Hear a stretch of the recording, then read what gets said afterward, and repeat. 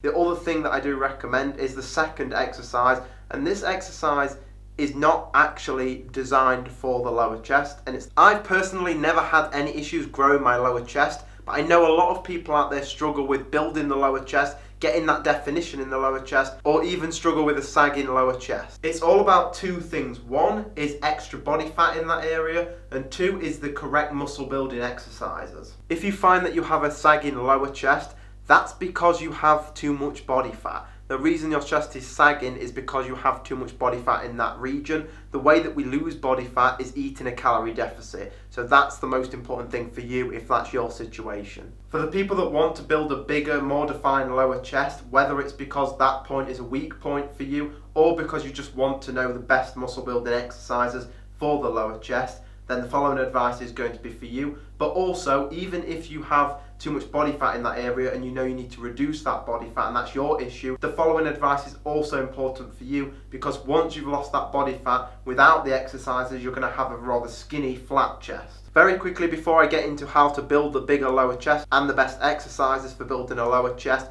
if you think this video is going to help you or you've got any value from it so far, like the way that I'm setting the video up, then consider subscribing to this YouTube channel, and if you click the little bell as well, you'll be notified every time I upload a new YouTube video. The number one best exercise in the world out of any exercises for the lower chest is the dip. Chest dips are the best exercise in my personal opinion for the lower chest.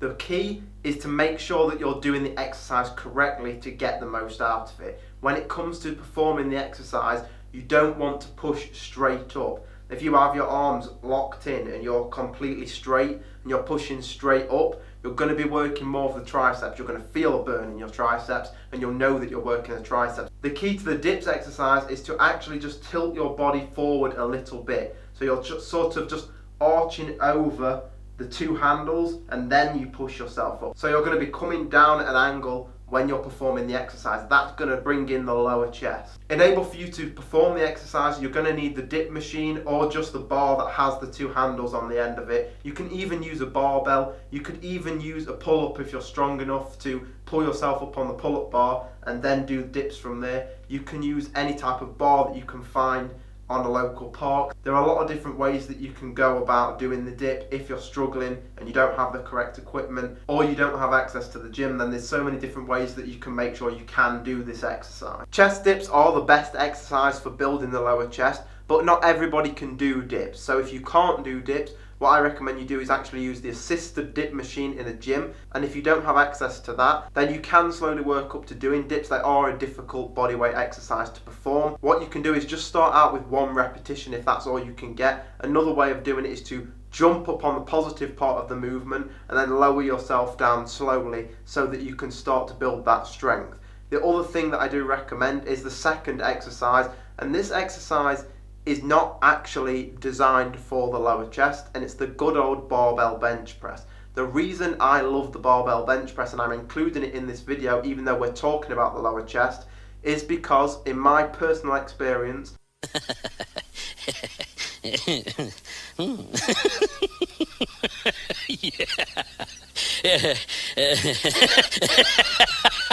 I have never seen anybody consistently execute a barbell bench press with good form, with progressive overload, with a good nutrition plan, and not see lower chest growth. It is possible to have a lagging upper chest when you do the bench press. However, it's almost impossible to have a lagging lower chest when doing the bench press. Another reason that I've included the barbell bench press in this video, and another reason that I think you should do it, is because overall, speaking about the chest, the best exercise for the chest to build size is the barbell bench press. So the idea is that if you build size and you build a bigger chest as a whole, then you're going to add more mass to your lower chest just by adding size to the whole of the chest. Another quick little tip that you can use if you want to focus a little bit more on the lower chest when doing a barbell bench press is to actually lower the position of the bar. So typically speaking, the correct form for the barbell bench press, and I also do recommend that you get a feel for how you personally like it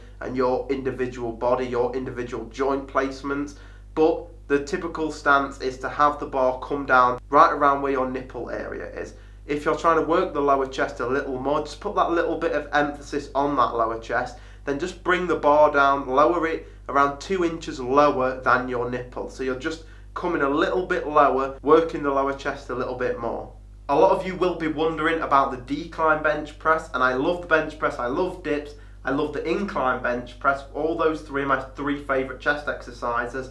The decline bench press, if you want to give it a try, give it a try. For me personally, I don't like it. I know most people don't like the decline bench press. A lot of the time you end up feeling shoulder pain. A lot of the time you never actually really feel the chest movement. And when you're doing any exercise, you really need to be able to feel that muscle working, the mind-muscle connection, if you want to call it that. You need to be able to actually feel like you're not just doing the exercise, but you can feel that muscle specifically working. And with the decline bench press, most people don't feel that. And there is the argument that you're doing it incorrectly if you don't feel it. But even when coached correctly on the decline bench press, for me personally, I don't get a good feel on the lower chest, and I don't like the exercise.